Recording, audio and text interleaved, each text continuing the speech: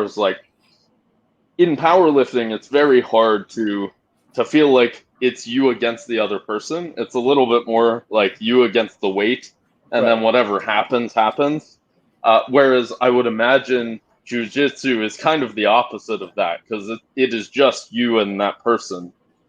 Have, do you find that more enjoyable, or have you enjoyed both? Kind of share your opinions on I that. I like different aspects of both. With powerlifting, you're right. It's not so much that you really feel like you're as competitive with other people more so as you are with yourself, because you can go to a meet and you'll place dead last, but say you PR your total by 15, 20 pounds. You would probably still consider that a big win. You probably consider that a successful day, even though you didn't win the competition. Whereas, with jujitsu, it doesn't matter if you hit a PR for takedowns or something like that. If you get submitted, you lose and you go home as the loser. It's the end of the story.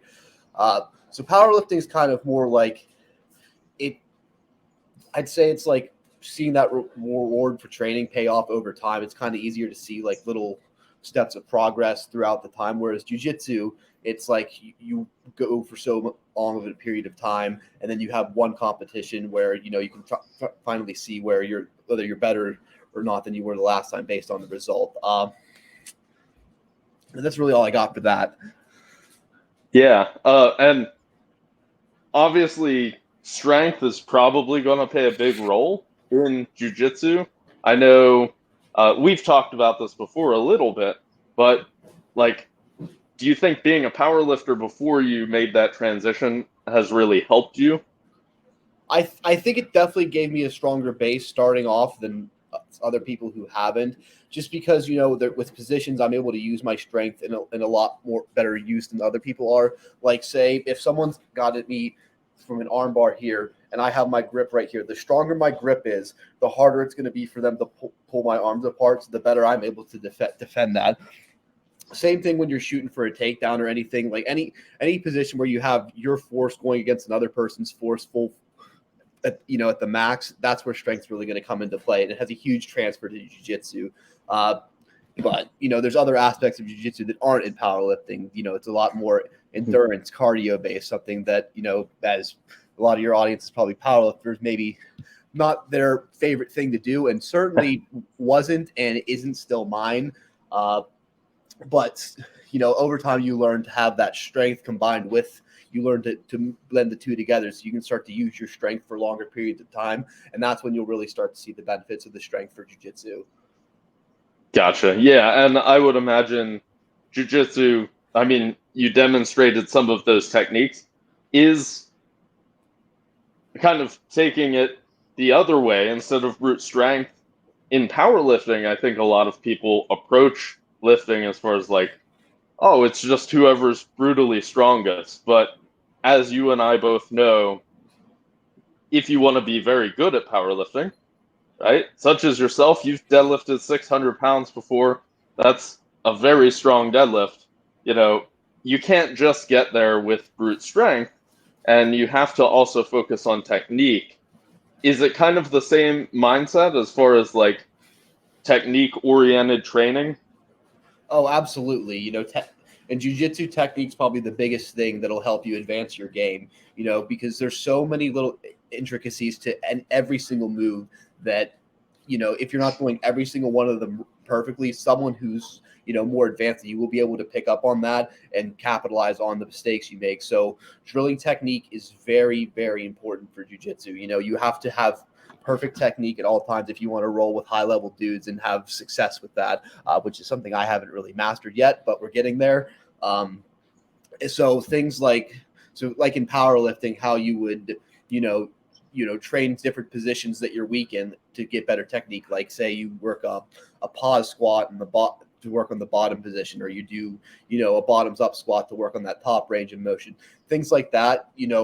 Kind of there's similarities in jiu-jitsu where we do like positional sparring, where you'll start with someone on your back with the chokes slinked in, so you have to work from those positions where you're already in a compromised position, so you're just focusing on those specific techniques to help you get out of there. And once you get out of there, you can start building off of that to use more techniques to, you know, fight back, reverse position, et cetera, et cetera.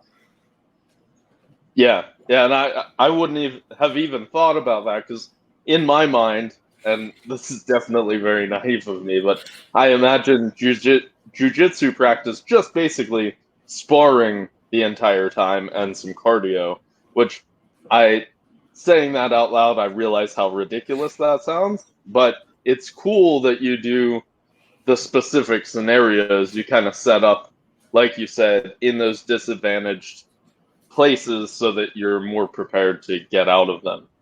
Yeah, and you So can look yeah, at it, that's really and you cool. can look, and you can also look at it like, you know, you have your higher intensity days, like in powerlifting, where, you know, you're going, you know, 90% plus. You know, you have that high intensity. It's going to be very demanding on the body. You know, higher days. We have higher intensity days in jiu-jitsu where you're right. We do have days where it's just all rolling. You're live. You're just going live for the whole class period. And then there's days where, you know, maybe it's pulled back a little bit. You know, the weight, the load's a little lighter. The intensity is a little lighter. We work on those techniques. You know, we do a little bit more like that, just refining positions like that so you get more comfortable in them. So there's ways to look at them in the same lens like that.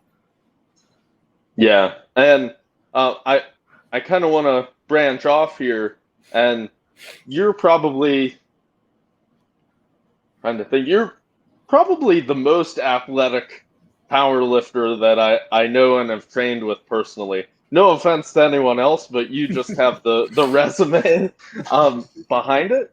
And I want to start with like with jujitsu and making that pivot. And for the first part of time where you were training jujitsu, I can't remember how long it was.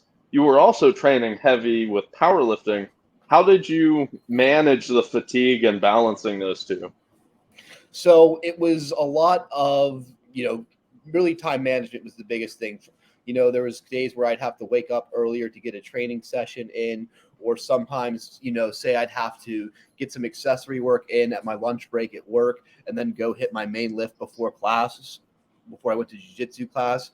So there was a lot of things like that where sometimes I'd have to break it up into separate sessions, you know, to keep it, you know, within the time frame versus, you know, doing it all at once sometimes, you know, felt like it was possibly too fatiguing, but it felt like when I was able to, you know, break it up and have like 30 minutes here and then an hour later in the day, it felt like my body was able to better handle that from a recovery standpoint while still I was able to keep on that 4-day split we had going at the time. Yeah, and kind of flipping the script now, as an athlete who comes from your wrestling background, football, track, all of those, as you got into powerlifting, how do you think that kind of like athleticism helped you whenever you were starting with powerlifting? Maybe gave you a leg up. Yeah, so there's a couple different things I'd say. One is just from doing all those sports throughout my past, and, you know, just having that base of athleticism growing up. You know, I already had a pretty solid base of strength to start with.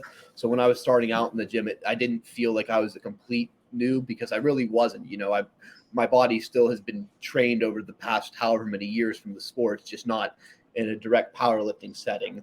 The other thing, you know, from especially wrestling and football, things like, you know, discipline, staying consistent, you know, knowing how to be able to push yourself to that, like, you know, RPE 10 type intensity, just, you know, Mm-hmm. gave me a better sense of, you know, training hard and while also being able to stick to routine, because I knew that if I followed the plan, you know, that my coach or whoever laid out ahead of me, I would get better and I would be more successful. So that was how I was able to take what I learned from sports and apply it to powerlifting to help give me a leg up when I started.